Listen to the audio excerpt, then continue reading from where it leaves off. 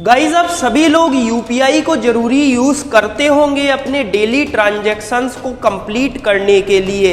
लेकिन गाइज आपने कभी सोचा है कि ये यूपीआई टेक्नोलॉजी कैसे वर्क करती है और इसके क्या क्या अलग अलग फीचर्स हैं? तो आज के इस वीडियो में हम इन्हीं चीज़ों पे बात करने वाले हैं। तो हाय गाइज, मेरा नाम है शगुन और आप देख रहे हैं चस्का फॉर यू। चलिए शुरू करते हैं आज का वीडियो।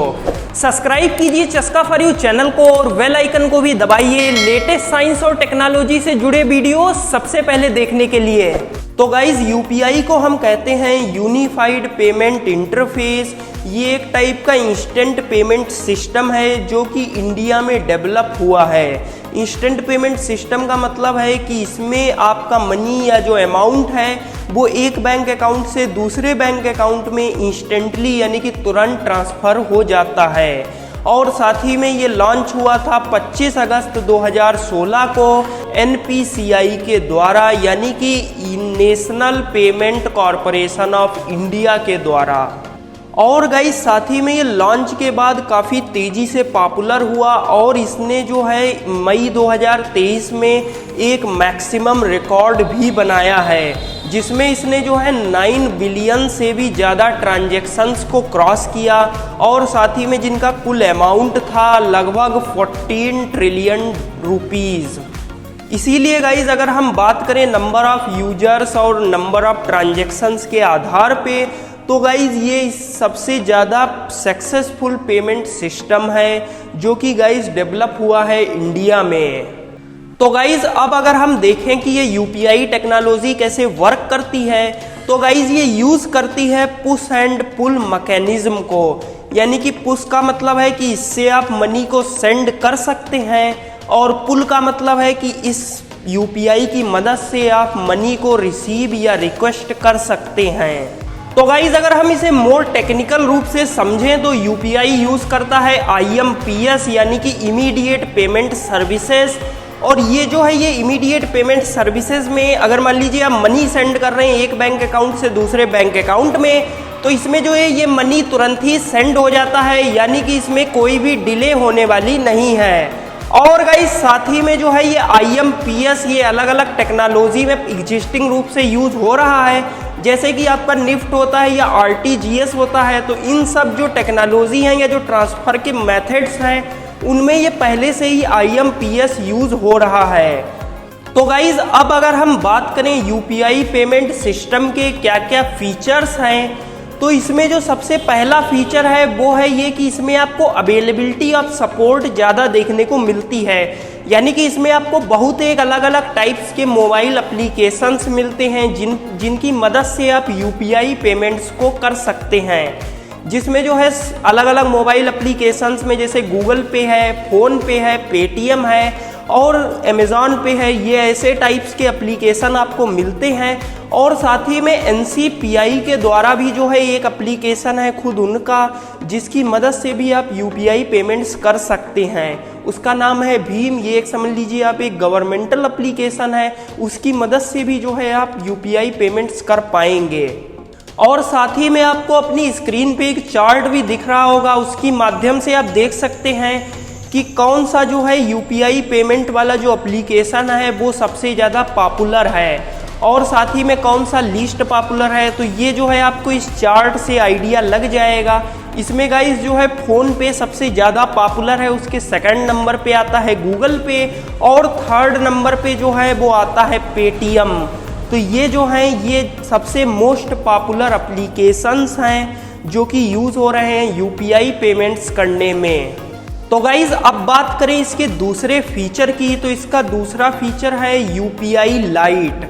तो गाइज़ ये एक ऐसा फीचर है जिसके माध्यम से आप स्मॉल पेमेंट्स या स्मॉल ट्रांजैक्शंस कर सकते हैं जो कि जो है 500 रुपये से कम हो। और साथ ही में जो है ये ट्रांजैक्शंस करने पर आपको कोई यूपीआई में पिन होता है वो भी नहीं डालना पड़ेगा। यानी कि जो है इसको इन ट्रांजैक्शंस को जैसे मान लीजिए आप कोई छोटे छोटे ट्रांजैक्शंस करते हैं तो उन ट्रांजैक्शंस को करना आपके लिए काफ़ी फास्ट हो जाएगा क्योंकि हर बार आपको कोई पिन नहीं डालना पड़ेगा। इसीलिए गाइज़ ये काफ़ी जो है एक बेहतरीन फीचर है इस यूपीआई का जिसे हम कहते हैं यूपीआई लाइट। और साथ ही में इस फीचर में एक और भी खास बात है कि ये यूज़ करता है ऑन डिवाइस वॉलेट को। यानी कि गाइज ये आपकी ही डिवाइस में एक वॉलेट सेटअप करता है और उसे यूज़ करता है। तो इसीलिए गाइज अगर आपके पास इंटरनेट कनेक्शन नहीं है या अगर पेमेंट करते समय इंटरनेट कनेक्शन डिस्कनेक्ट हो जाता है मान लीजिए किसी कारण से, तो उससे जो है आपका पेमेंट फेल नहीं होगा, क्योंकि जो है ये बिना इंटरनेट कनेक्शन के भी यूपीआई लाइट के माध्यम से आप पेमेंट सेंड कर सकते हैं एक डिवाइस से दूसरी डिवाइस में। और जब वो जो है जब वो मतलब डिवाइस जो है वो ऑनलाइन हो जाएगी, तब गाइस जो है ये अमाउंट आपके बैंक अकाउंट में रिफ्लेक्ट हो जाएगा। यानी कि ये काफ़ी बेहतरीन ऑप्शन है जो कि पूरी तरीके से सेफ और सिक्योर भी है। अब गाइज अगर हम बात करें इसके तीसरे फीचर की, तो इसके तीसरे फीचर को हम कहते हैं UPI 123 पे। तो ये जो फीचर है वो डेवलप किया गया है NPCI के द्वारा, जिसमें जो है आप 3 अलग अलग तरीके से पेमेंट्स कर पाएंगे। सबसे पहला तरीका ये है कि आप एक IVR के माध्यम से पेमेंट कर सकते हैं, यानी कि जो है आप एक नंबर पे कॉल कर सकते हैं इस नंबर पे और उसके माध्यम से आप पेमेंट कर पाएंगे जिस भी पर्सन को आप पेमेंट कर रहे होंगे। दूसरा तरीका है कि जिन लोगों ने भी UPI 123 पे सेटअप किया है उनको जो है एक टाइप का फ़ोन नंबर मिला होगा जो कि एक स्पेशल फ़ोन नंबर होता है, और मान लीजिए आपको उस यूजर को या उस मर्चेंट को पेमेंट भेजना है, तो आप क्या करेंगे कि आप सिंपली उस फ़ोन नंबर को डायल करेंगे और उसको एक मिस कॉल देंगे। तो उससे क्या होगा कि उसके बाद एक कॉल बैक आएगी जो कि एक सिस्टम जनरेटेड कॉल होगी। उसमें आपको अपना एक UPI पिन उसे कंफर्म करना पड़ेगा और साथ ही में जो है आपको कितना अमाउंट भेजना है वो भी बताना पड़ेगा। तो इससे जो है आपका अमाउंट सक्सेसफुली ट्रांसफ़र हो जाएगा उस मर्चेंट या यूज़र के पास जिसके पास भी आप अमाउंट भेज रहे होंगे। और इसका तीसरा फीचर ये है कि इसमें आप जो है मोबाइल ऐप्स के माध्यम से ही, जैसे भीम है तो उसमें जो है आप अपनी वॉइस का यूज़ करके UPI 123 पे के माध्यम से आप पेमेंट ट्रांसफ़र कर सकते हैं किसी भी मर्चेंट या किसी यूज़र को। और गाइज अब अगर हम बात करें इसके चौथे फीचर की, तो इसका चौथा फीचर है उसे हम कहते हैं UPI वॉलेट। तो गाइज ये फीचर बनाया गया है फॉरेन टूरिस्ट के लिए जो कि इंडिया में आते हैं, और जो है उनको अगर इंडिया में जो है 20 मिलियन से भी ज़्यादा ऑनलाइन स्टोर्स हैं जिन पे जो है अगर वो UPI के माध्यम से पेमेंट करेंगे तो उन्हें जो है प्रॉब्लम होगी, क्योंकि गाइज उनके पास UPI तो होगा नहीं, क्योंकि वो तो जो है इंटरनेशनल या कह लीजिए फॉरेन से आ रहे हैं। तो इसीलिए गाइज इसके माध्यम से क्या होता है कि ये जो टूरिस्ट हैं वो अपने डेबिट या क्रेडिट कार्ड का यूज़ करके उसके माध्यम से अमाउंट जो है ट्रांसफ़र कर सकते हैं अपने UPI वॉलेट में, और फिर वो UPI वॉलेट से जो है कहीं भी जो है किसी भी शॉप पर जो UPI सपोर्ट करती होगी उस पर बहुत ही ईजिली पेमेंट कर पाएंगे ऑल ओवर इंडिया में। यानी कि ये फीचर काफ़ी बेहतरीन है कोई भी फॉरेन टूरिस्ट के लिए जो कि इंडिया में आया है। और गाइज अब अगर हम बात करें इसके पाँचवें फीचर की, तो इसके पाँचवें फीचर को हम कहते हैं ई-रूपी। ये जो है ये इलेक्ट्रॉनिक रूपी है जो कि आप समझ लीजिए कूपन के टाइप का है, जिसमें जो है आप क्या कर सकते हैं कि आप अलग जो है एक डिजिटल फॉर्म में अपने अमाउंट को रख सकते हैं। इसमें क्या होता है कि इसमें वैसे UPI में क्या है कि UPI में कोई अमाउंट कहीं रखा नहीं होता, उसमें तो एक बैंक अकाउंट से दूसरे बैंक अकाउंट में इंस्टेंटली ट्रांसफ़र हो जाता है। लेकिन इसमें क्या होता है, इसमें जो है आप बैंक अकाउंट से ई-रूपी में जो है अलग से कन्वर्ट करके अपना अमाउंट को रख सकते हैं, और फिर आप जो है उसे अलग अलग जगह पर यूज़ कर सकते हैं जहां पर भी आपको यूज़ करना हो। तो गाइज़ ये काफ़ी कन्वीनियंट फीचर है जो कि जो है डेवलप किया गया है NPCI के द्वारा।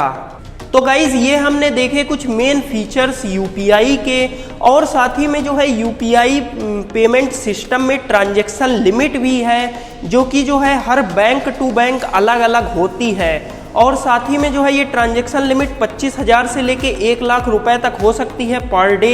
यानी कि गाइज़ आप 25,000 से 1 लाख रुपए जो है मतलब मैक्सिमम भेज सकते हैं किसी भी दूसरे बैंक अकाउंट में या कई अलग अलग यूजर्स को। तो आपको अपनी स्क्रीन पर एक चार्ट दिख रहा होगा, इसके माध्यम से आप जान सकते हैं कि अलग अलग बैंक्स में कौन कौन सी लिमिट्स हैं, और साथ ही में जो है कुछ बैंक्स में 25,000 है, कुछ में 50,000 है, कुछ में 1 लाख है। और आप जिस भी बैंक में आपका अकाउंट हो उस बैंक के लिए आप देख सकते हैं, और ये जो टेबल है उसकी लिंक आपको डिस्क्रिप्शन में भी मिल जाएगी, तो आप इसे अलग से भी ओपन करके उसमें और मतलब जूम करके भी देख सकते हैं। तो गाइज उम्मीद है कि आप इस वीडियो के माध्यम से जान पाए होंगे यूपीआई टेक्नोलॉजी के बारे में। साथ ही में हमने ये भी देखा कि ये यूपीआई टेक्नोलॉजी कैसे वर्क करती है, और जो है हमने ये भी देखा कि इसके क्या क्या अलग अलग फीचर्स हैं। इसमें कुछ नए फीचर्स भी शामिल हैं जैसे ई रूपी, और साथ ही में हमने ये भी देखा कि यूपीआई ट्रांजैक्शंस पे क्या डेली लिमिट है। तो उम्मीद है कि आपको ये वीडियो पसंद आया होगा। अगर आपको ये वीडियो पसंद आया है तो आप इस वीडियो को लाइक और शेयर करना ना भूलें, और अगर आपके कोई भी डाउट हैं या आप कोई टॉपिक सजेस्ट करना चाहते हैं जिस पे आप अगला वीडियो चाहते हो तो वो आप कमेंट सेक्शन में हमें बता सकते हैं। साथ ही में आप हमारा चैनल सब्सक्राइब करना ना भूलें। मिलते हैं हम आपसे अगले वीडियो में। धन्यवाद।